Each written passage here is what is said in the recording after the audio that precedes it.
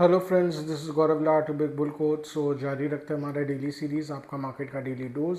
आज के लिए यानी 29 जुलाई 2026 के लिए, that is the 29 July 2026 Wednesday. So आज जो है, जो बाज़ार जो है वो निफ्टी की बात करें तो वो 265 पॉइंट्स बढ़कर 24,250 पर बंद हुआ। That is Nifty was up 265 points, closing at 24,250। और वही बैंक निफ्टी की बात करें तो वो 450 पॉइंट्स बढ़कर 57,206 पर बंद हुआ। That is Bank Nifty was up 450 points, closing at 57,206।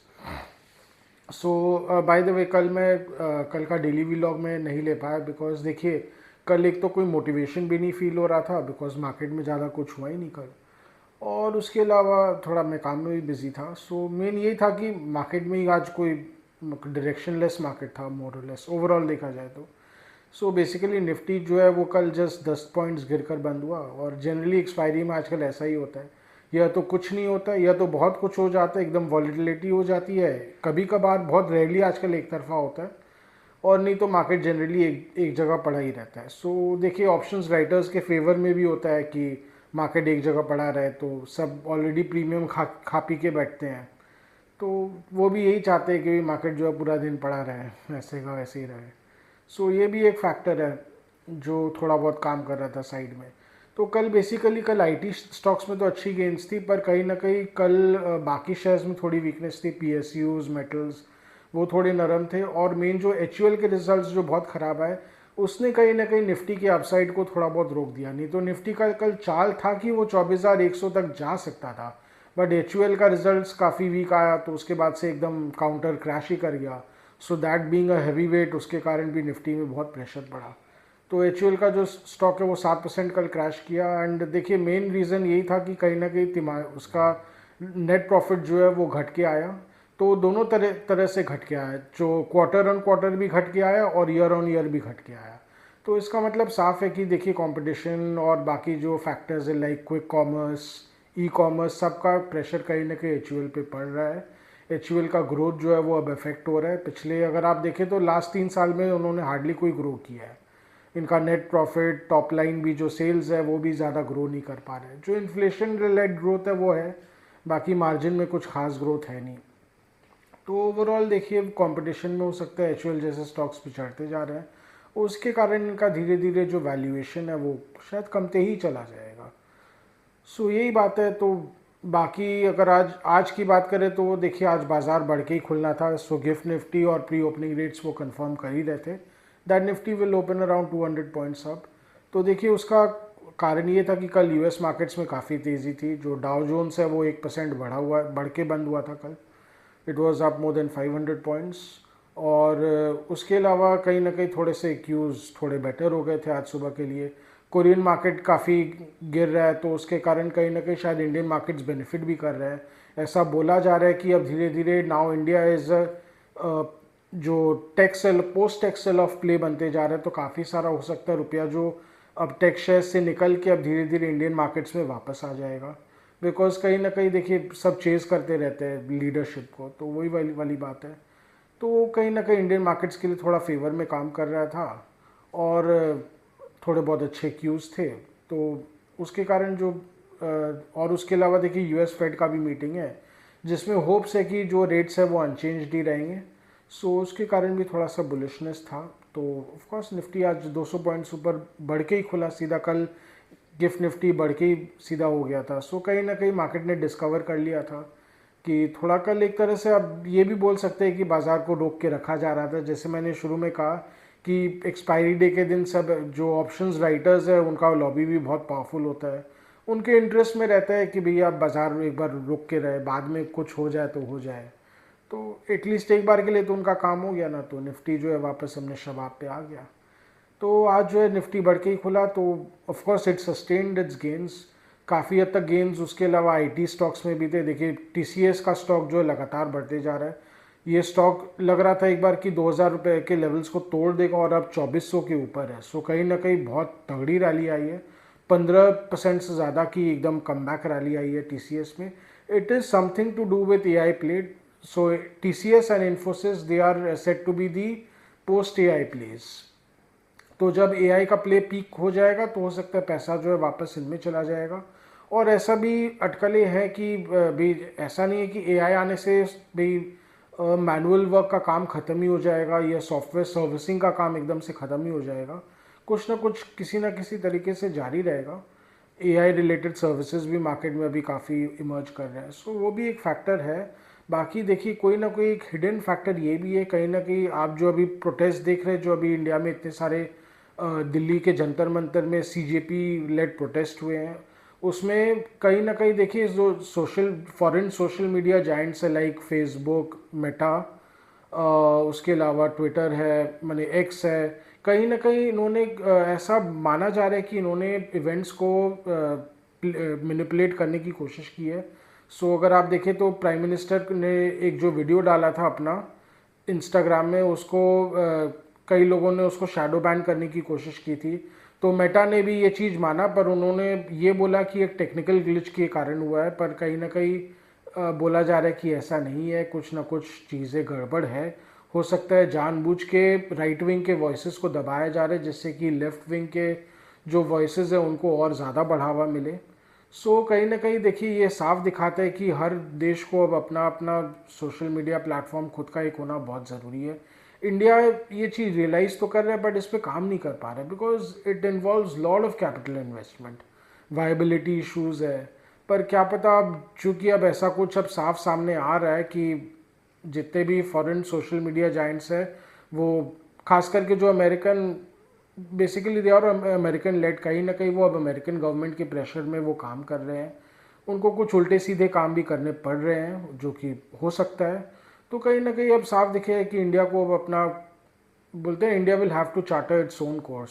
Now it is already quite late. अगर अब नहीं करेंगे तो कब करेंगे? तो अगर गवर्नमेंट ऐसा कुछ करती है तो इसमें देखिए इंडियन टेक कंपनीज़ का बहुत बड़ा रोल रहेगा। इसमें टीसीएस का एक अच्छा रोल रह सकता है, और बाकी जितने भी इंडियन टेक जाइंट्स हैं वो कहीं ना कहीं इसमें एक बड़ा रोल अदा कर सकते हैं। तो अगर ऐसा है तो हो सकता है मीडियम टर्म के लिए ये सब स्टॉक्स में बहुत अच्छी कुछ रुझान देखी जा सकती है। क्या पता उसी का एक हिडन प्ले देखा जा रहा है इनमें। मेरा एक अंदर का एनालिसिस यही कहता है। हालांकि क्लैरिटी कुछ भी नहीं है, बट कहीं ना कहीं जब क्लैरिटी आ जाती है तब तो फिर तो आप स्टॉक्स तो ऐसे भाग जाएंगे जैसे कि अब तो आसमान छू जाएंगे। तो जब क्लैरिटी नहीं है तभी स्टॉक्स को लेना पड़ता है। क्या पता ये बोल के ही जो स्पेक्यूलेटर्स हैं, जो रिस्क टेकर्स हैं, वो बोल के ऐसा ले रहे हो। मेरा ऐसा मानना है। नहीं तो इतना तगड़ा रिबाउंड को कुछ तो जस्टिफिकेशन भी चाहिए ना। हाँ, ये बात अलग है कि कहीं ना कहीं जो टेक शेयर्स में सेल ऑफ आया है, चाहे वो कोरिया हो, चाहे यूएस के भी काफ़ी सारे जो चिप मेकर्स हैं उनमें भी सेल ऑफ दिखा जा रहा है।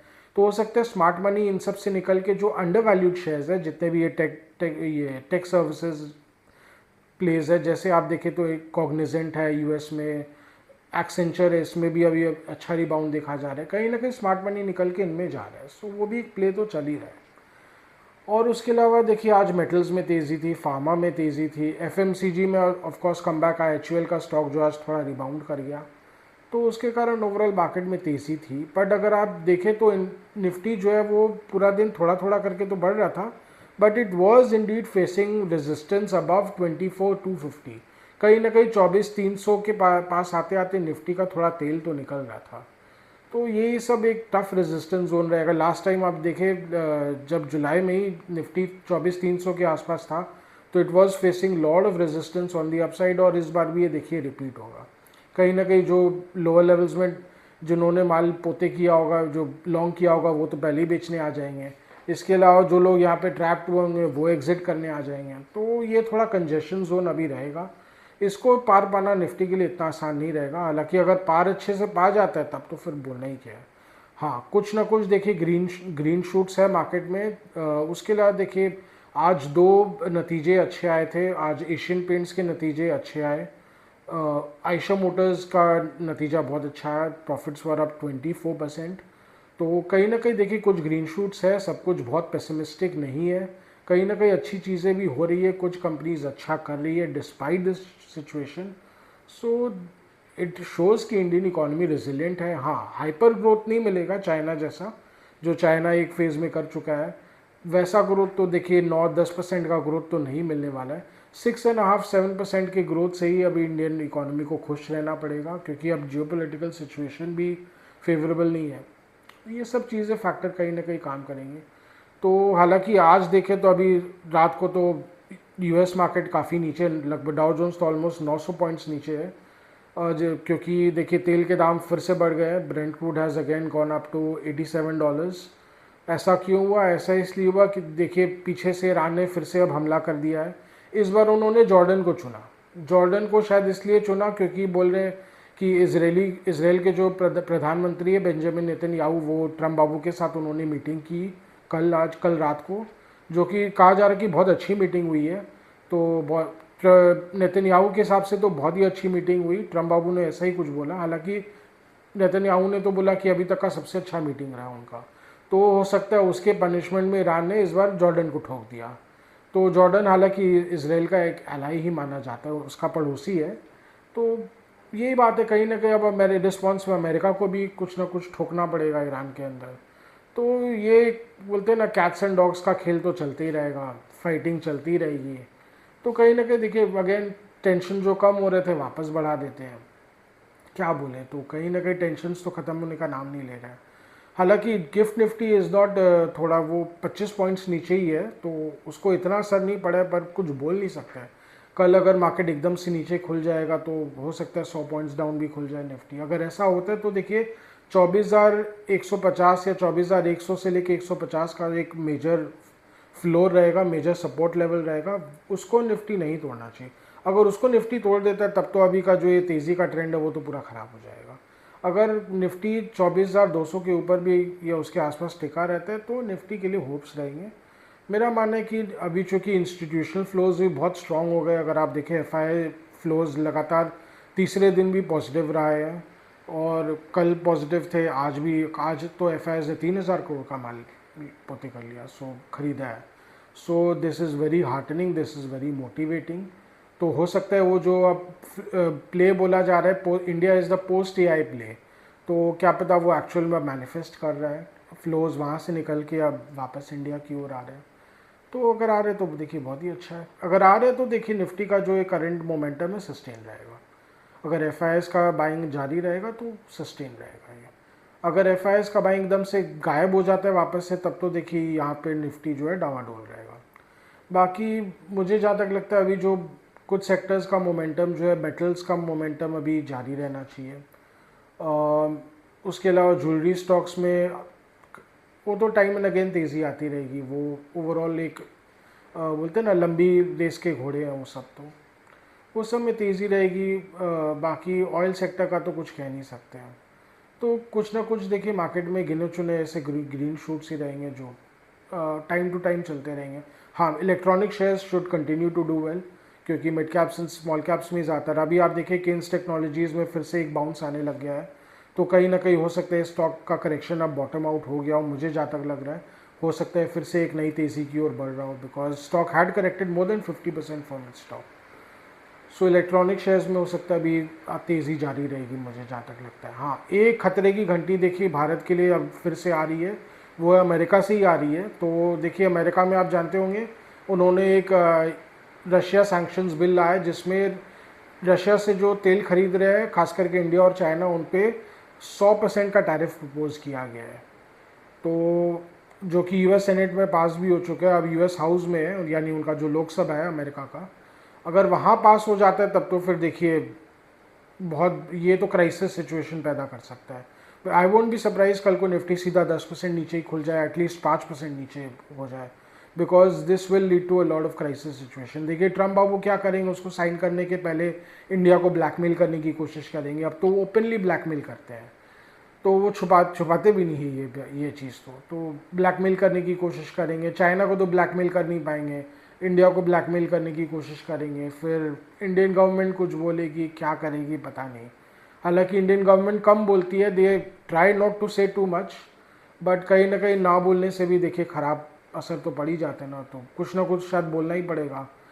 तो देखिए क्या बोल, लेकिन एटलीस्ट इससे जो इकोनॉमिक रिलेशंस तो बहुत ख़राब हो जाएंगे, और स्ट्रेटेजिक रिलेशंस जो इंडिया और यूएस के बीच ऑलरेडी दबाव में है, अगर ऐसा वो करते हैं तो और ख़राब हो जाएंगे।